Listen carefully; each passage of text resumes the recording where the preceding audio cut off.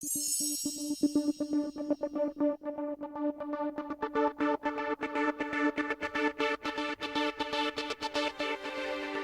confirmed number of coronavirus cases in Los Angeles County comes to 311,745, with the confirmed number of deaths reaching 7,097. Here in Torrance, the total number of confirmed cases is 1,607, with total confirmed deaths at 72.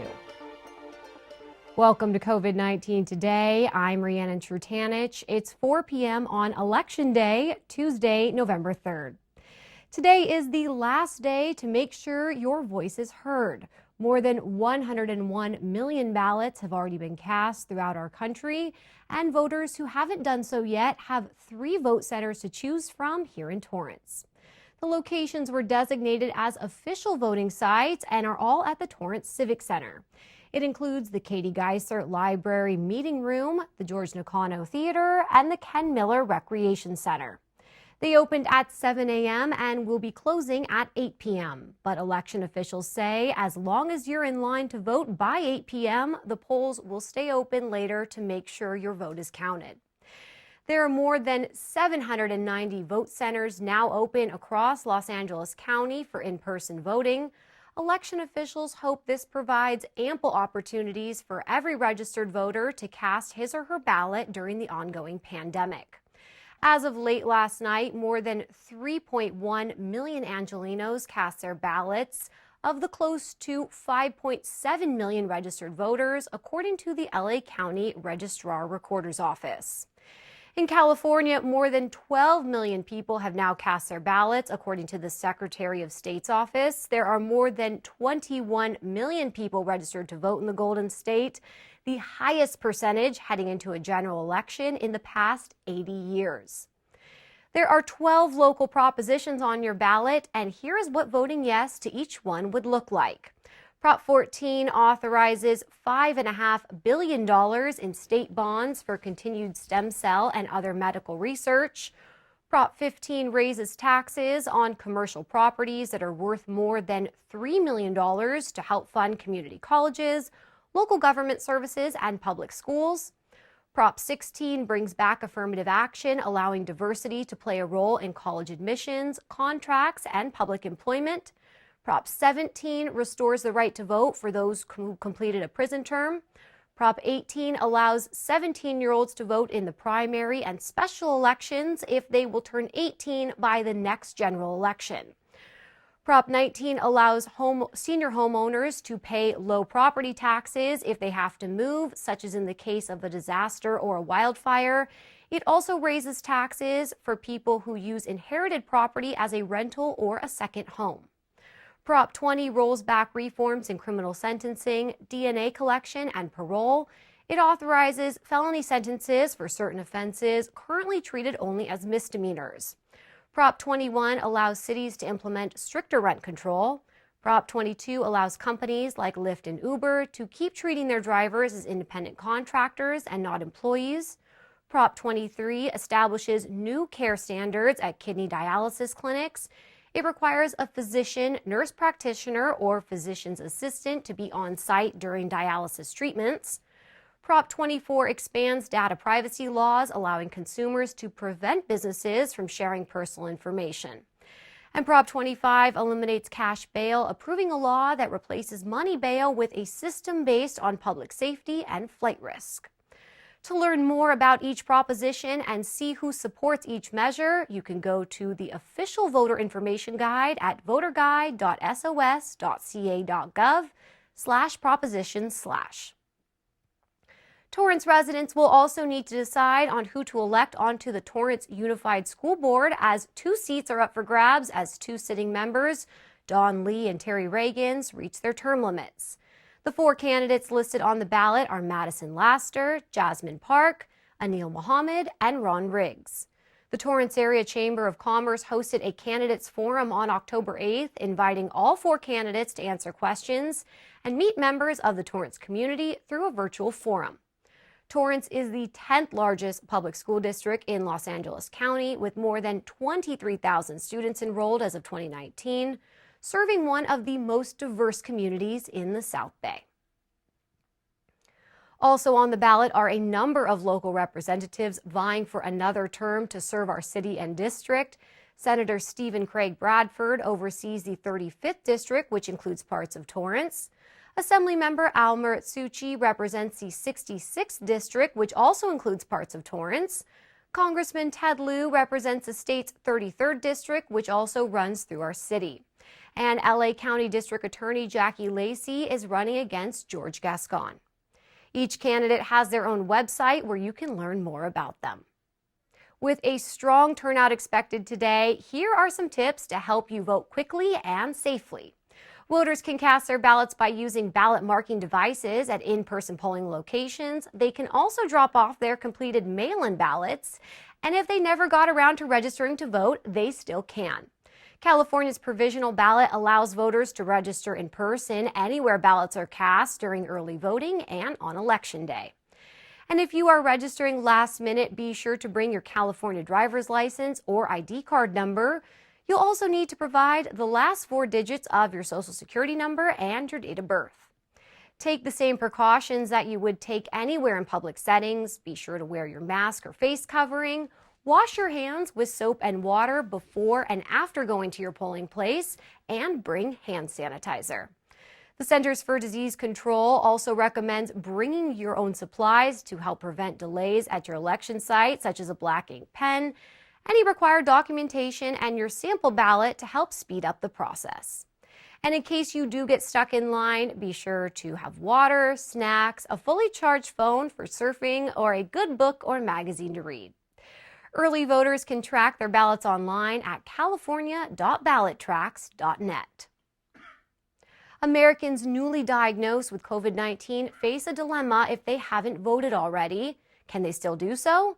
The Centers for Disease Control says yes, but cautions the tens of thousands of people who fall into this category to take the proper precautions. The agency recommends that these voters choose alternative voting options if possible to minimize contact with poll workers and other voters. The CDC also says it's important to wear a mask, stay at least 6 feet away from others, and wash their hands or use hand sanitizer before and after voting. And finally, public health officials say these voters should let poll workers know about their condition when arriving at the polling location. If driving to a polling place is not an option for you today, Metro is offering free bus and train rides to help get you there. The free rides will run until 11:59 p.m. tonight throughout LA and its neighboring cities.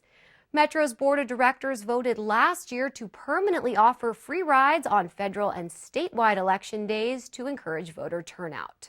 Metro is also hosting official voting centers at the Union Station and the El Monte Station that will be open through Election Day. In addition, Metro's bike share program is also free today for the first 30 minutes. The transit authorities are waiving fares and asking customers to share the hashtag pedal to the polls, along with tagging photos at Bike Metro on social media. Metro partnered with the LA Department of Transportation, the Culver City Bus, Glendale Pasadena Transit, and Palos Verdes Peninsula Transit Authority to provide free or reduced fare services as well. Metro is also providing vote-by-mail drop boxes at multiple bus and rail stations, including the Harbor Gateway Transit Center.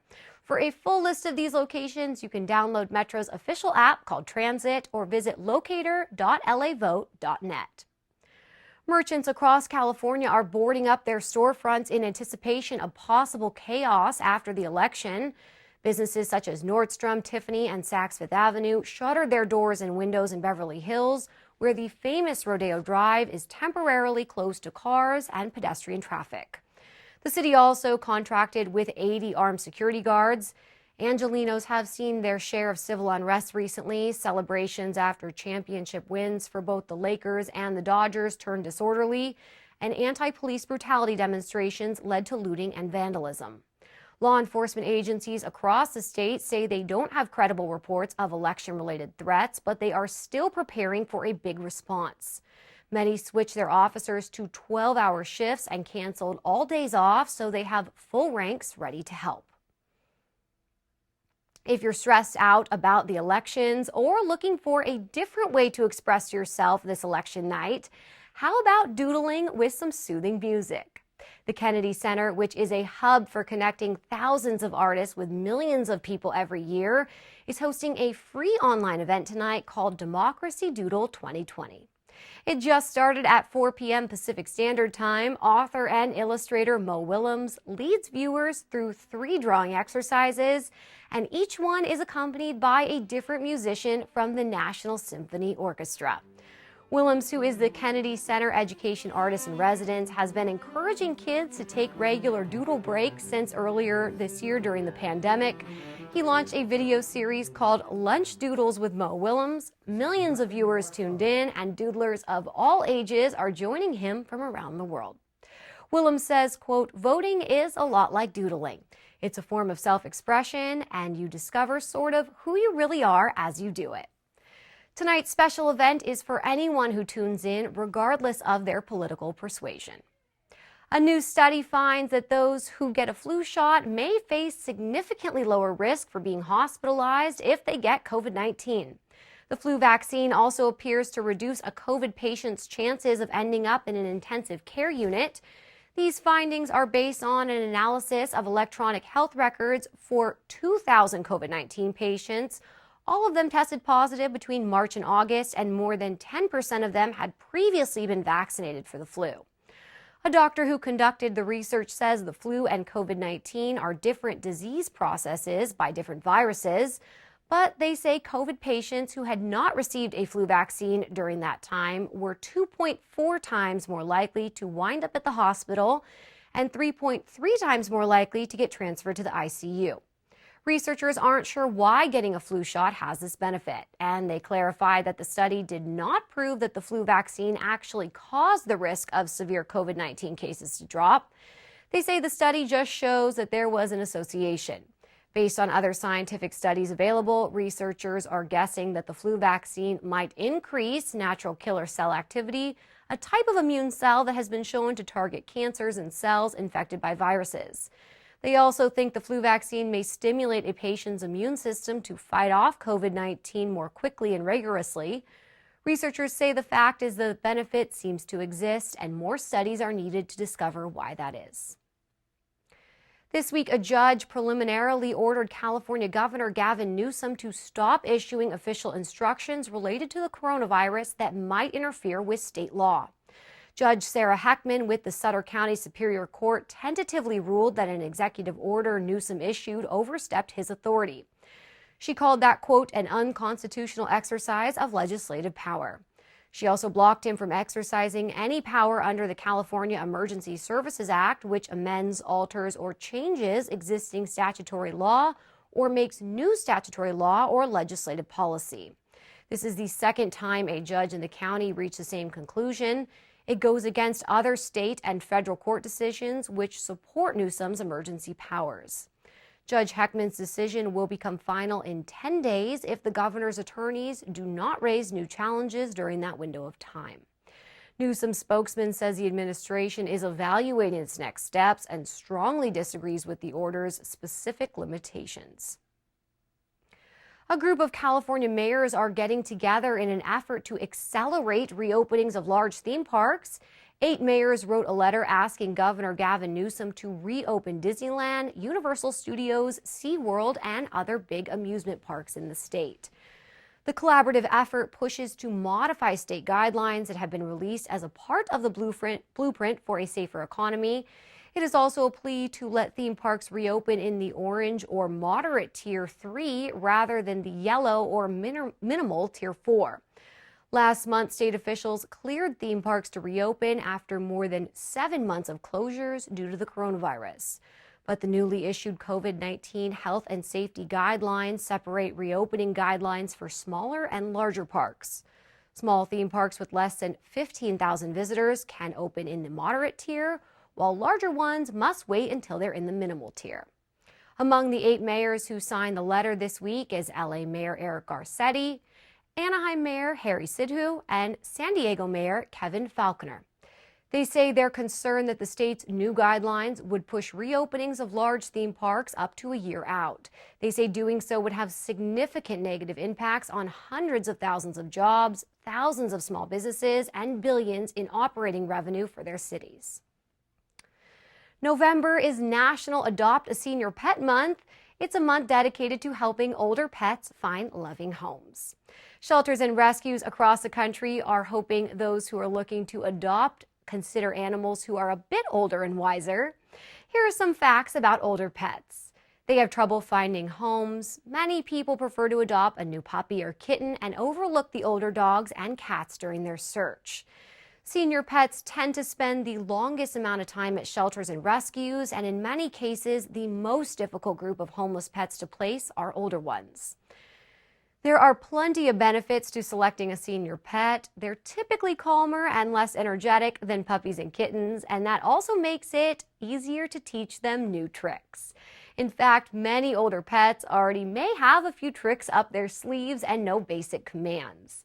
Senior pets can be ideal for children. Their low-key natures can make it easier for kids to learn how to gently interact with their furry best friends. Senior pets are also less demanding and usually fit in well in many types of households, including apartments. If you'd like to adopt a pet this month, the closest place to Torrance is the Carson Gardena Animal Care Center on Victoria Street. You can go to animalcare.lacounty.gov to get started.